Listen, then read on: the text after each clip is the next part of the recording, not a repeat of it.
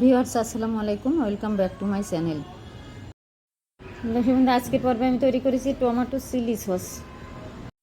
দর্শকবৃন্দ, দেখতে পাচ্ছেন যে কতটা ঘনত্ব হয়েছে আর কতটা লবণীয় হয়েছে। আমি দর্শকবৃন্দ এখানে কোনো কর্নফ্লাওয়ার ব্যবহার করিনি। থিকনেস হওয়ার একটাই কারণ, দর্শকবৃন্দ, আমি টমেটো সেদ্ধ করার সময় খুব সামান্য পরিমাণ পানি দিয়ে টমেটো সেদ্ধ করেছি। দর্শকবৃন্দ, আমি 1 কেজি পরিমাণে টমেটো নিয়েছি আর এটা খুব সামান্য পানি দিয়ে চুলায় সেদ্ধ করতে দিয়েছি। মাঝখান থেকে কাটি নাই, আস্ত অবস্থায় চুলায় দিয়েছি। আর এটা 5 মিনিট মতো সেদ্ধ করে নিয়েছি শুধুমাত্র খোসা তোলার জন্য। তারপর খোসা তুলে নিয়ে এখন ওই একই পানির ভিতরে দর্শকবৃন্দ আমি চুলায় সেদ্ধ করতে দিয়েছি। আর কোনো পানি ব্যবহার করিনি, সামান্য পানি। এই পানিতেই টমেটো সেদ্ধ হয়ে যাবে আর পানিটাও শুকিয়ে যাবে।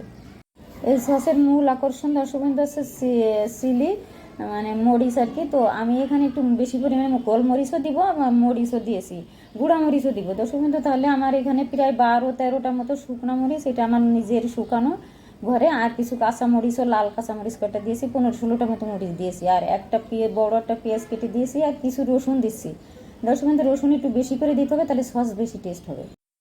দিয়ে দিছি ফ্রোজেন ধনেপাতা, আমি শুকিয়ে এটা রোদ্দুরে শুকিয়ে ফ্রিজে রেখেছিলাম, সেখান থেকে দিয়ে দিলাম। আর লবণ দিয়ে দিছি 1 চামচ পরিমাণ।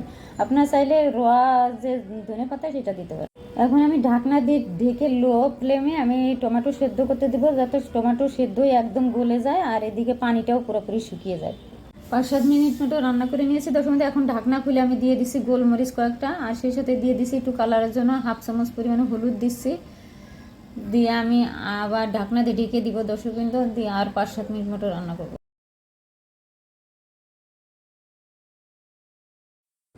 ঢাকনা খুলে দর্শকবৃন্দ আমি দিয়ে দিছি তেঁতুলের কাঠ। 2 পিস তেঁতুল আমি পানিতে ভিজিয়ে রেখেছিলাম আর সেটা এখন হাত দিয়ে ভালো করে চটকিয়ে নিয়েছি। দর্শকবৃন্দ, দেখতে পাচ্ছেন যে টমেটো সেদ্ধ হয়ে গিয়েছে। এখন আমার সামান্য পানি আছে, পানিটা আমি শুকিয়ে নিব। আর তেঁতুলের কাঠ ওর সাথে ভালো করে মিশে যাবে, তো তারপর আমি সেঁকে নিব। এখন পানি শুকিয়ে গিয়েছে দর্শকবৃন্দ, আপনারা দেখতে পাচ্ছেন 1 বিন্দু পরিমাণ পানিও না এতে, আর কতটা শুকনা। তো এখন আমি এটা হচ্ছে যে একটা ছিদ্র এরকম জালি নিয়েছি আর এটার ভিতর দিয়ে আমি এই ডাল ঘুটনি দিয়ে আমি করে নেবো। আপনার ব্লেন্ডারে ব্লেন্ড করে নিতে পারেন দর্শকবৃন্দ, ব্লেন্ড করে তারপর সেঁকে নিতে পারেন। এখন আমি এইভাবে সেঁকে নিব। অনেকেই বিভিন্ন ফুড কালার ব্যবহার করে দর্শকবৃন্দ, আমি কোনো কালার ব্যবহার করি না। আর আমি হচ্ছে যে এখানে তেঁতুলের কাঠ আর কালো গোলমরিচের গুঁড়া দেওয়াতে একটু কালচে রং হয়ে গিয়েছে।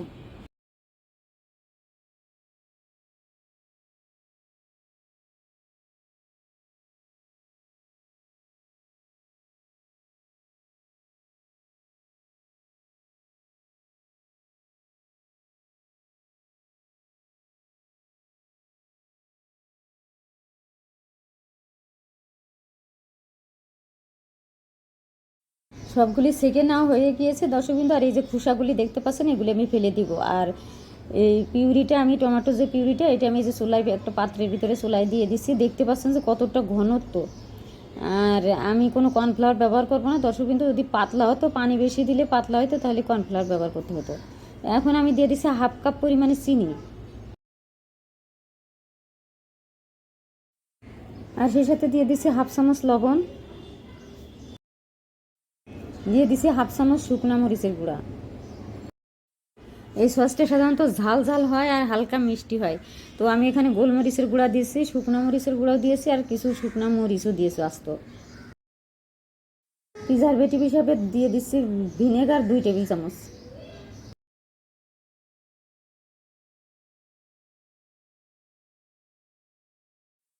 এখন আমি চুলাটা ধরিয়ে দিচ্ছি দর্শকবৃন্দ, আর 5 মিনিট রান্না করে নিব। মিষ্টি কম হয়ে গিয়েছে, তো আমি আরও 2 টেবিল চামচ পরিমাণে চিনি দিচ্ছি, দিয়ে আমি রান্না করে নিচ্ছি। দর্শকবৃন্দ, আপনাদের টমেটো পিউরি যদি পাতলা হয়, তাহলে আপনারা অবশ্যই কর্নফ্লাওয়ার পানির সাথে গুলিয়ে দিবেন, তাহলে ঘন হবে, থিকনেস হবে।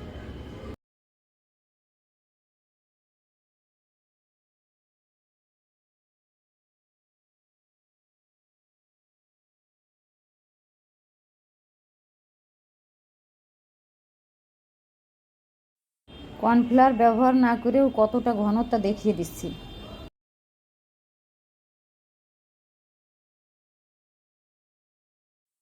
অলমোস্ট ডান দর্শকবৃন্দ। এখন আমি একটা বাটিতে সার্ভ করে দেখাচ্ছি।